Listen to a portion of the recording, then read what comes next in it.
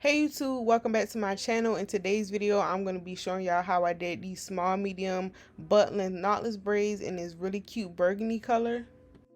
And I'm also going to give y'all two methods on how I make sure all of my braids are around the same length, especially when doing longer braids.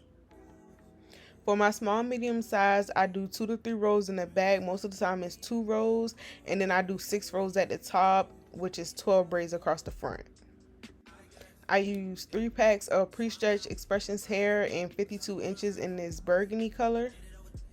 And this style took me about 6 hours to do. As y'all can see, I'm starting off my first knotless braid. I start by braiding once, and then I start adding in my braiding hair, and I'm adding smaller pieces and gradually building the braid up until I get the thickness that I like. I slowed this part down just a little bit so y'all can see exactly what I'm doing, and I'm making sure I'm keeping my fingers close together so I can get a nice firm braid. And I make sure I add product as I'm braiding down to help blend my client's natural hair with the braiding hair and also to control flyaways. And I just add in smaller pieces as I'm braiding down just to keep the thickness all the way down the braid. When making sure all of my braids are around the same length, I have two methods that I use. I use my salon chair as a guide. Once I get to the top of the salon chair, that's usually where I add in my last piece for butt length. And there are also like creases in the cover that I have on the back of my salon chair, and I use that for longer braids as well. And another method I use is to add a clip on the braid where I inserted my last piece at and use this as my guide. So after I get to that point on every braid, I know that's where I need to add in my last piece. And as you can see right here, I'm measuring it out and adding in my last piece there, and that's what I do for every braid. And I'm sorry, y'all, I don't know why the light got my hands looking super bright like that. But now I'm going to go into my parting for my rows at the top.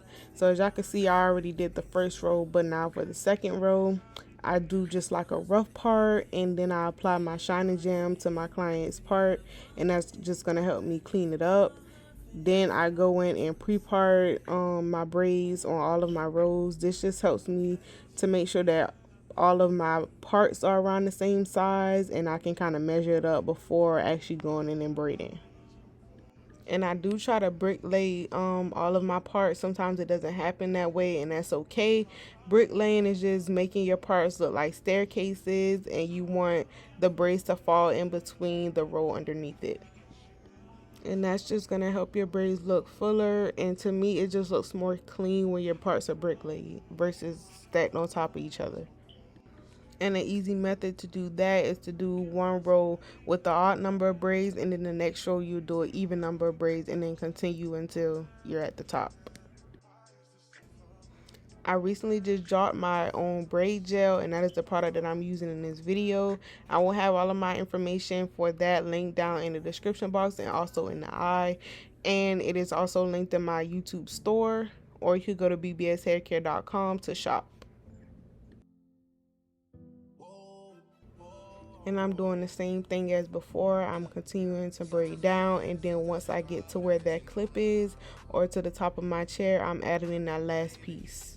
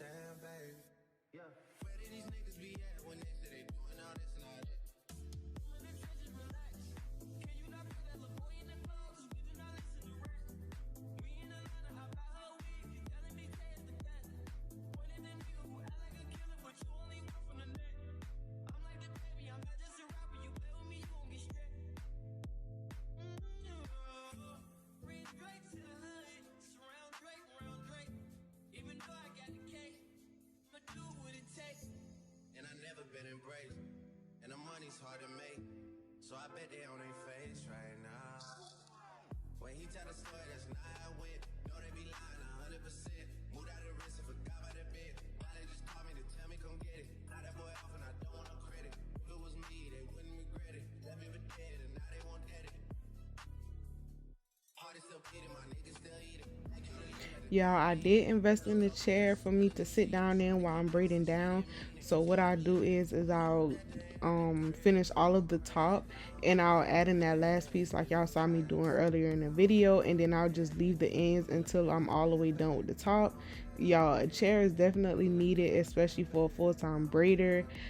I had learned that the hard way, but now I be too ready to finish the top so that I could sit down and rest my back. This probably usually takes me about an hour and a half to do, so I just split it up in two just to make it go by a little bit quicker. And I use my shining gem to help me braid faster.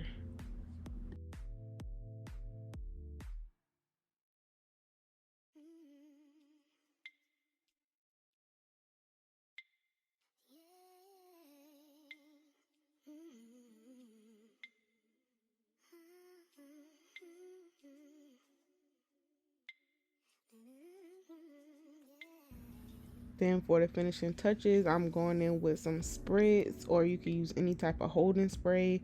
Then I go in with my mousse to give it a shine and also help tame flyaways. I feel like doing it in this order to me is a little bit better, but I know most people put the mousse and then do the spritz, but either way is fine. And then I dip my client's braids in boiling hot water. I do have an electric kettle, but I pour the water in this pitcher because it's longer. And I apply a little bit of mousse to the hot water as well. I don't know, that's just something I started doing and I never stopped. And I have the dipping buddy around my client's shoulders to protect her from the hot water, and also dipping in sections also helps so that you don't burn you or your client.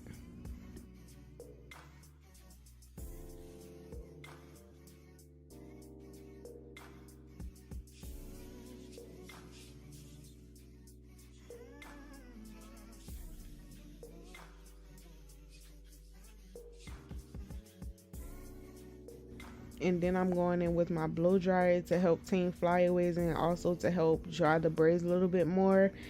Then I just go in with any type of oil sheen, oil spray, or just some regular, oil. And then I'm all done. Stay tuned to the end for the finished look. Make sure y'all like, comment, and subscribe. Let me know if y'all enjoyed this video. Make sure y'all shop BBS Hair Care for the best edge control and the best braid gel, periods. Make sure y'all follow me on all of my social medias at sway.kent on everything: Instagram, Facebook, Pinterest, and TikTok. And I will catch y'all in the next video.